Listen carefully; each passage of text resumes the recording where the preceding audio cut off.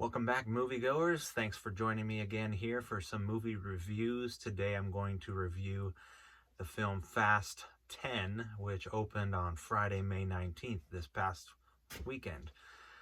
The film is rated PG-13 for violence, some language, and some suggestive material. The runtime for the film is 2 hours and 21 minutes. Now, it's interesting to note that the budget for this film was $340 million, and the worldwide figures from opening weekend almost made up all of the money from the budget. Worldwide, the movie made $318.5 million. In the United States and Canada, the film grossed $67 million of the $318.5 million worldwide. Of course, the film brings back the characters from the previous 9 films, with the exception of Paul Walker. Although in this one, they actually have clips of Paul Walker because they do some flashback work from the 2011 Fast 5 film that they refer back to. Vin Diesel plays Dominic Toretto. You might want to buckle up.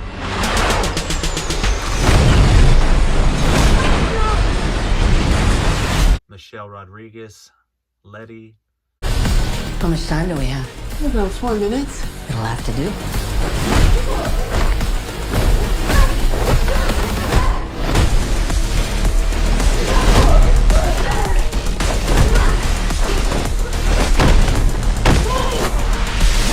Jordana Brewster plays Mia. Jason Statham plays Shaw. Let's dig some graves.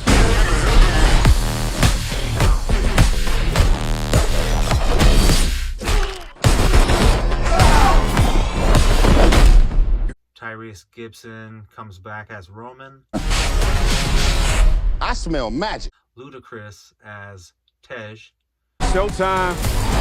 Cute Tiny Tej. Tiny Tej? No, we never agreed on that. Sung Kang as Han. Nathalie Emmanuel as Ramsey. We need weapons and cars. John Cena comes back as Jacob Toretto. What's up? Uncle Jacob? Your dad sent me. Charlize Theron as Cypher.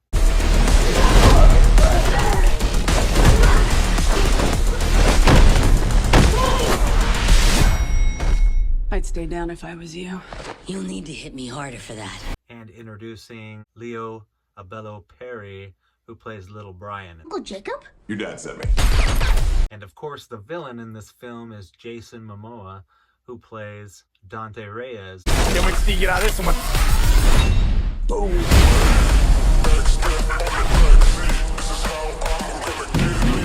Tommy, I knew you would come for me. I'm Dante. Enchanté. The son of Brazilian gangster Reyes from Fast 5, which was filmed back in 2011. Now, this film starts in Rome, Italy, and then moves to Rio de Janeiro. One of the things I really liked about the film is that they kind of go back to their roots in this one. While they're in Rio de Janeiro, they actually do a car race scene, which they haven't done in a while. This is your last ride.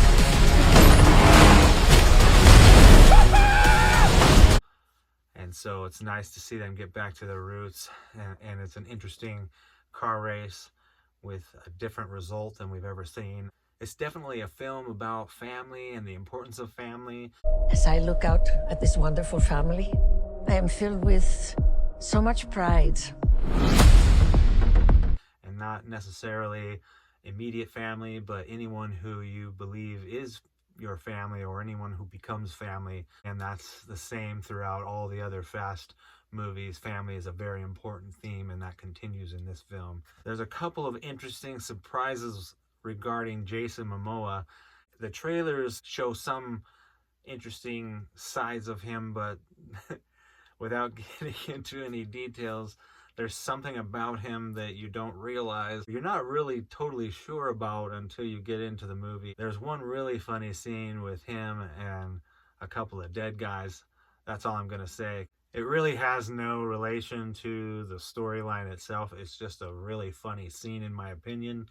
It has nothing to do with the plot, so they probably could have left it out, but I think they were kind of showcasing Jason Momoa as this character, and once you see the film, you'll know what I'm talking about.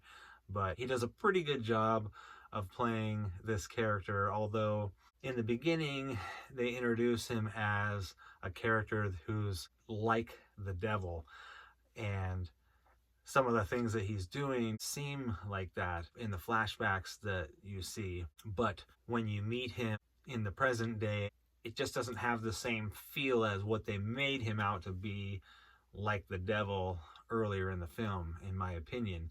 I found his character to be pretty hilarious. Yes, some of the things he does is horrific to people, but it seems like there's a slight departure from the character that they make him out to be in the beginning of the film. Thing that really bugged me about this film is the tagline is actually "The Last Ride."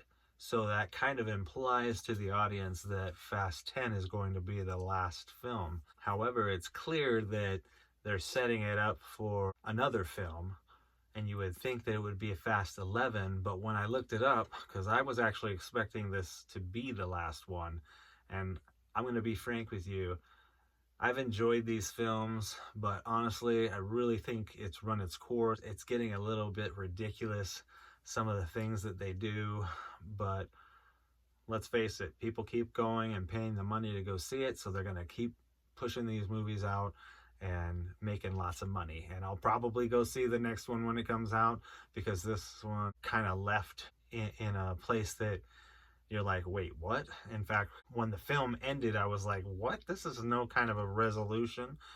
And it really wasn't. And so I knew there was going to be another one. I just assumed that it would be Fast 11. But it's actually listed as part 2 of Fast 10. So it would have been nice for them not to use this tagline, "The Last Ride," which kind of implies that it's the last one when actually it is not. And so I thought that was a negative about this film. Be sure to stick around for a short movie clip after the credits have run for a little bit. It kind of sets it up for something else to happen. I don't want to ruin that for you either, so that's all I'm going to say. But make sure you don't leave until you see that clip. One of the things I forgot to mention is that the word family is actually used in the film 56 times. So obviously that's a theme that's very important to the story, to the character, to the director, and it's a main theme for this one, maybe even more so than the other ones. But I enjoyed the film despite some of the things that I didn't like about it. I give this film a 7.5, mostly because it's pretty predictable what's going to happen, although there's a few things that are surprises in it. It's like some of the others, and the action that's going on is a little unbelievable, although awesome, and the special effects and the explosions, the car chases. The film also has Brie Larson, Helen Mirren, and a few other surprise guests in there. It's worth a watch if you like the other Fast and the Furious films. It's nice to see Paul Walker on the screen again, even though it is a flashback. So it was kind of a nostalgic thing to bring him back onto the screen in some flashback shots. Thanks again for joining me for Fast 10 movie review. I've got another one I'm going to try to crank out tonight. Hope you enjoy the film too. Thanks so much for watching, and until next time, I hope to maybe see you at the show.